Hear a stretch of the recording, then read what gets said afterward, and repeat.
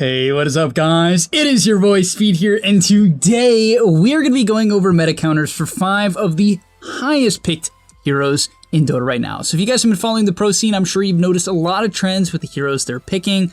And it's really important in Dota, especially in pubs, to know what are good response picks when you see these meta heroes being first phased. Because that's really common in pubs. For instance, a hero like BEASTMASTER right now.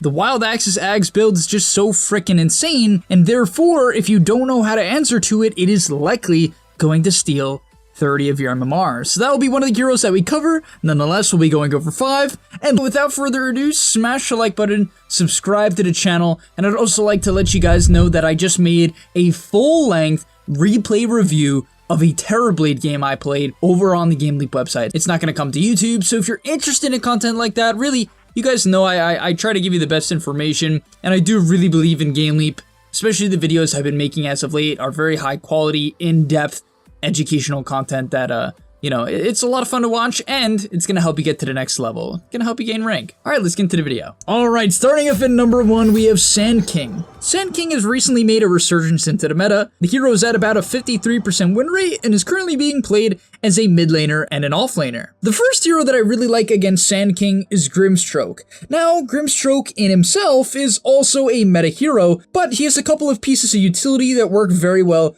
against Sand King. Number 1 is the silence. For obvious reasons, any hero with low attack speed simply does not like GRIMSTROKE silence, right? It's why it's like the hardest Tide counter in the game, right? Tide cannot purge it with Kraken Shell, and Tide has no attack speed, and so the silence destroys him.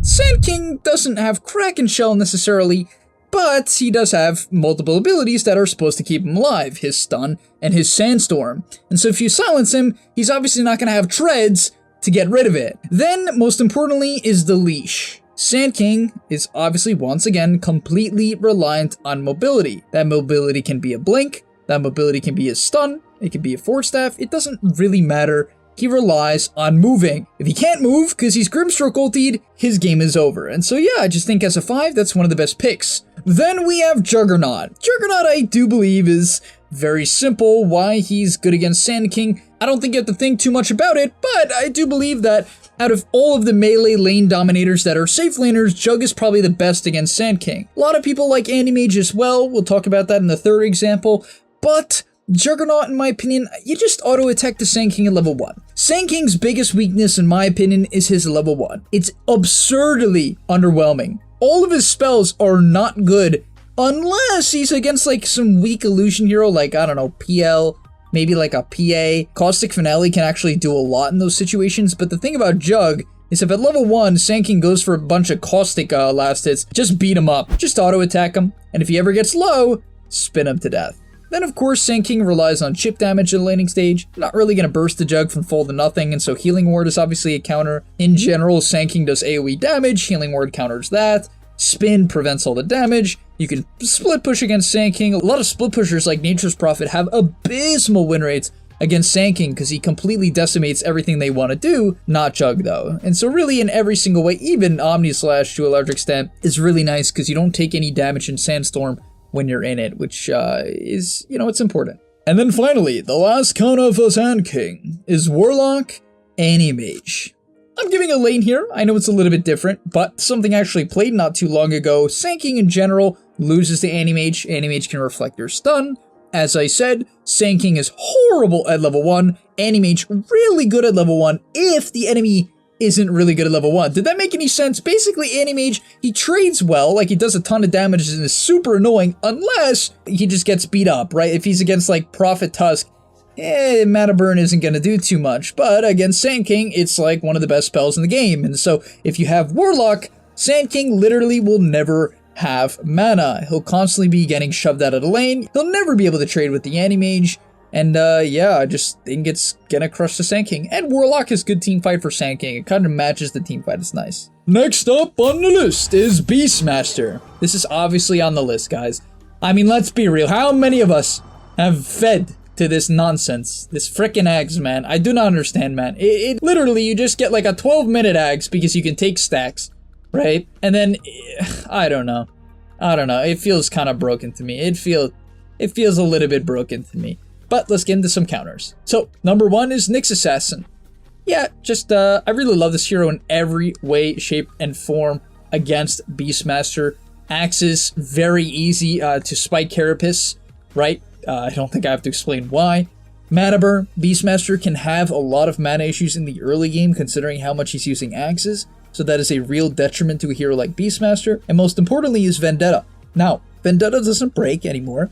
You're not necessarily gonna like burst Beastmaster a lot of the time, but it is very important that you gap close him because when he rushes axe, he's no defensive item, right? And so if you get on top of him with a Nyx Assassin, it really makes his game very hard to play. Think about it. What is his option? If a Nyx Assassin goes on him, right, Vendetta hits, then if Beastmaster wants to defend himself against a hero like Clock or Tusk, he's just gonna roar and start throwing a bunch of axes. But Nyx Assassin, while roar it's good against anyone, Nyx Assassin can spike Carapace it, which is a really nice answer. It prevents Beastmaster from blowing him up in the duration.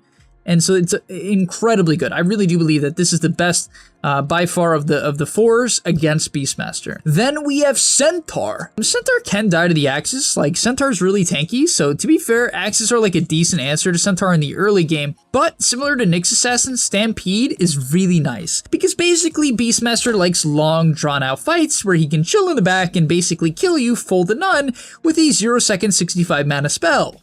And so yeah, that matchup is really nice. In fact, you will buy Pipe to help your team out against it, and yeah, those are the 2 main reasons. They are exactly what you want. And finally is Abaddon. Now Abaddon doesn't have gap close, but he has the other half of the equation. He has a purge for the roar, right? One of your teammates gets roared, you can shield them, completely purge it, and wild axes, you guys know how they stack. The more you get hit, the more damage they do, but any purge removes it.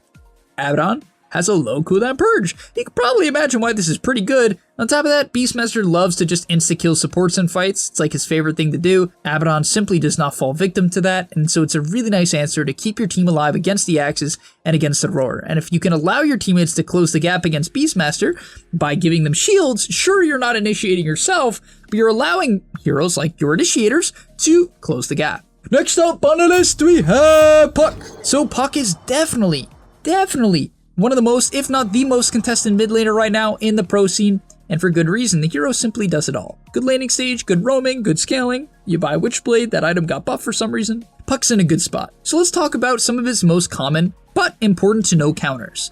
Number 1 is Lion. Really, I will not bother going into depth about this. Unless you were new to Dota, you should know that Puck is very mobile. The hero goes in and out, it's hard to track down, and it doesn't have a lot of HP. Well, what do you know about Lion? He loves playing against heroes that are hard to track down and don't have a lot of HP. And so yeah, just hex him and finger him, and there you go. That's why it's a counter. But yeah, it really is like a common response pick. Then we have Dragonite. Yeah, kind of very similar to Lion. Dragonite is really nice. Dragonite doesn't have burst damage per se, but he definitely has a very quick stun that's easy to hit Puck with, right? Nice blink stun for Puck, always great. And another thing that's underrated against DK against Puck, maybe not thought about, is the fact that when you get coiled, a lot of heroes just die.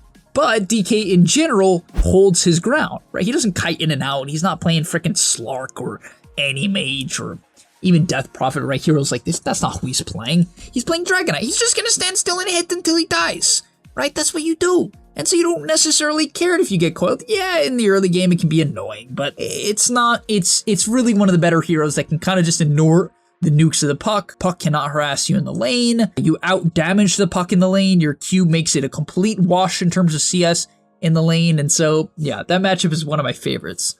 And finally is Underlord. Roots. Just root him. Root, right? Hit him with the W. Hit him with the Natos, hit him with the W, then you buy a Pipe, and Puck simply just, I don't know, Puck, like, if Puck isn't hardcore snowballing against Underlord, Puck does very little. I really mean that. Like, I mean, I guess it's Puck, so he still kind of does enough. He, like, silences and coils, you know, but the reality is the root and a mech plus Pipe just makes Puck so much worse. It is really nice to have this answer to Puck, and so I'll keep that one very simple. The reasons are obvious. I wouldn't say his E or Firestorm or even ulti is necessarily good against Puck.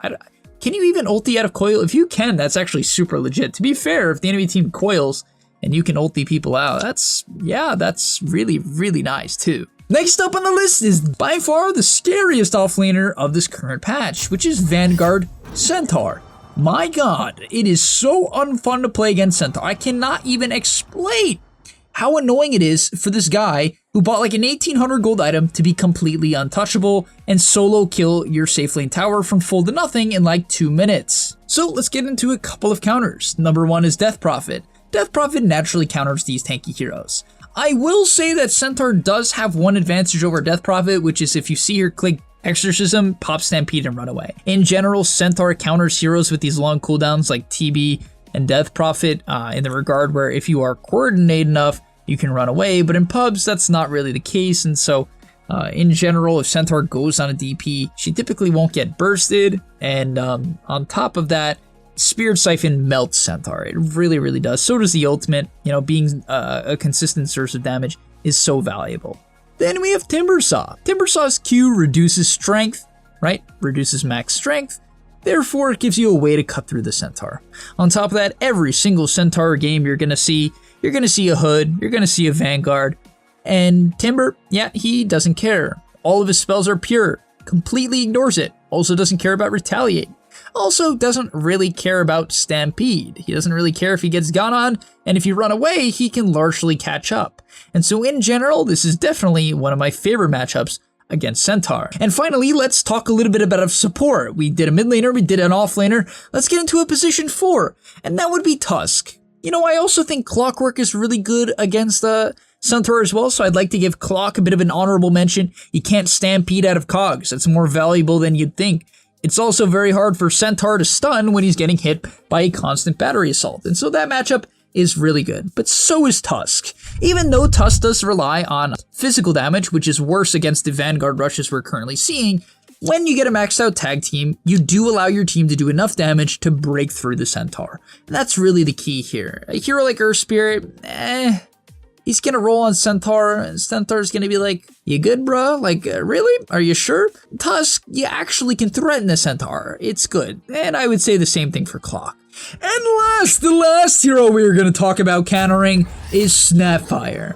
Now, SNAPFIRE, I mean, it's just this max E nonsense. I don't even know what that did. What is this little shredder thing? It does like 600 damage, reduces armor by like 6 on some really low cooldown, works on towers. Pretty nuts spell. And yeah, here's a couple counters. Number one, Nyx Assassin. Keep it, I know, it's like, but Speed, you said this earlier. Yeah, but it just is.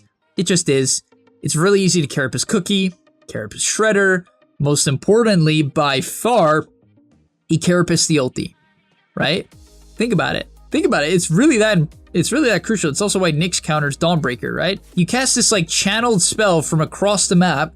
The key to a good snap ulti is that someone gets stunned and then you stay out of vision and full channel it. Nyx doesn't care. He literally does not need to see you. You could be in Bermuda. He could be in Japan. He's still gonna hit you with a Spike Carapace when you go glob glob glob. And so yeah, that matchup's kind of just good, and then he gap closes you, which is nice, and it's like stuns, right? But yeah, it's mostly the Carapace, just good. Next up is WINDRANGER. Now I know this one's a bit weird. It's not necessarily like self-evident. After all, I would say, to be fair, SNAPFIRE's ultimate against WINDRANGER is okay if they're stuns, right? That's the hard thing. You need coordination. So in your average pub, I would definitely say this matchup favors WINDRANGER. In like high more games, nah, not necessarily because of all the magic damage. So if you're 6k or above, I don't know, maybe disregard this a little bit, but the reality is the game's a little bit different at different brackets. People are good at less things. I don't know what else. I was gonna say different things, but really it's just less.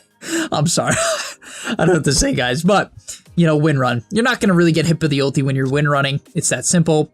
Little shredder, you win run. Cookie, it's really hard to hit her because win run. And then you have Shackle for her ultimate. I mean, you know, you see what I'm saying? It's kind of like you just can't really hit WINDRANGER with any spells. If you do, that's great. She'll probably die really quickly, but that kind of applies to a lot of heroes against WINDRANGER. But yeah, I don't know. Snap doesn't do anything. And Snap also can't really protect himself from like a focus fire. You know what I mean? Like, let's say Lion gets gone on by Win. He can hex, he can stun. Oracle, he can disarm, purge. SNAPFIRE, like what is SNAPFIRE gonna do? He's gonna like, Cookie, whoa, and then he's gonna die. And last, but finally, is the Centaur hero. Yeah, I mean, okay. I can use meta for meta counters. Number one, Retaliate destroys the Shredder. So if you Shredder the Retaliate, you take a bunch of damage. But to be fair, Centaur's a low armor hero, so there's actually a bit of value there. Number two is Stampede, right? Stampede. As I said, very often in the fights, what's going to happen with Snapfire? You're going to Little Shredder or Solar Crest someone, or you're simply going to stand in the back and glob glob glob and hope people can't avoid it. Stampede makes anyone avoid it. It's kind of like the wind run thing I was talking about. If someone's running really fast, you cannot hit them with Snap Ulti. It is just, it's too clunky. It's just too clunky. And so, all in all, yeah, Centaur's good. He also buys a pipe. Nice. Good laning stage. Doesn't die to Snapfire early game. Stampede counters the ultimate. Really, what else do I have to say? But alright, thank you guys so much for watching. If you have any meta heroes you'd like to know counters about, leave it in the comment section down below, and you can always help each other out. Thanks so much for watching, guys. I'll see you in the next one, and I'm out. And that's all, but remember, before you leave, come on, before you tune out, subscribe to the GameLeap website, where we are going to help you get to the next rank. If you're stuck, click the link down below, and I'm out. Peace.